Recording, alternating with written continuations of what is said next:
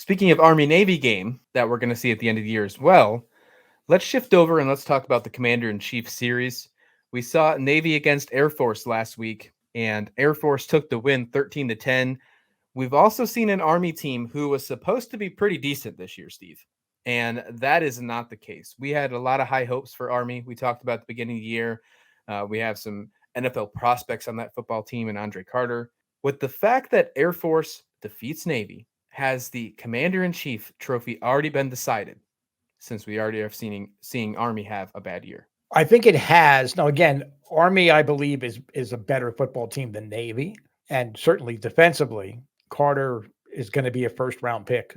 I think that's pretty much becoming a consensus. We don't know where, but Army tough defense. But I think Air Force, I was shocked they didn't put up as many points against Navy, and that's a credit to Navy's game plan.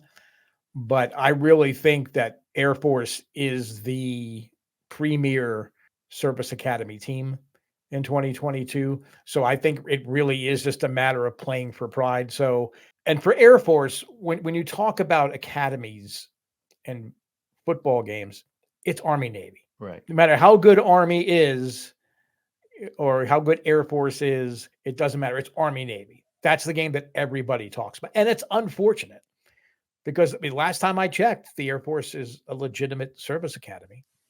Maybe that changed in the Trump years. I don't know. I didn't follow that aspect of it, but they're on the same level as Army and Navy, but traditionally, because Air Force is out in Colorado, and that might as well be Japan or the Philippines to many people in the U.S., especially on the East Coast.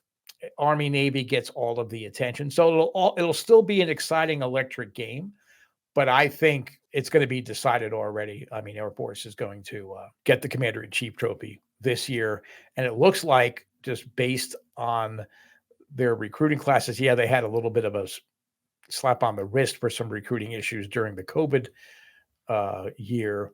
But I think Air Force might be the Commander-in-Chief trophy holder for the next 2-3 seasons, actually.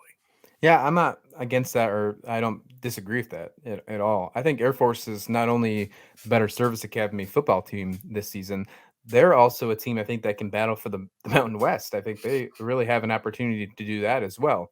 Now, obviously, Army doesn't have that opportunity to do that as they're independent, and Navy has no way in being any conference talks right now. They're really having a hard time.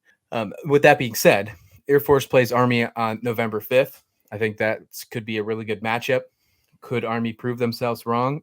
I hope we see an Army win against Air Force, because I think that would be really cool to see the Commander-in-Chief trophy be up for grabs during the Army-Navy game.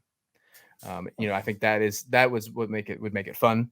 A little more extra on there. Obviously, Army-Navy game already has all the juice you need. It's the only game of the week. It's one of the most exciting games that even college football, if you're not a college football fan, you show up to watch. So if you can add one extra piece to it, the Commander-in-Chief trophy, I think that would be pretty neat by far. However, not sure if that is going to be the case. Air Force probably takes care of Army pretty easily, and we have a decision factor before we have a decision on the election votes here in the beginning of November. So I think that's unfortunate, but I think that's exactly where we're sitting.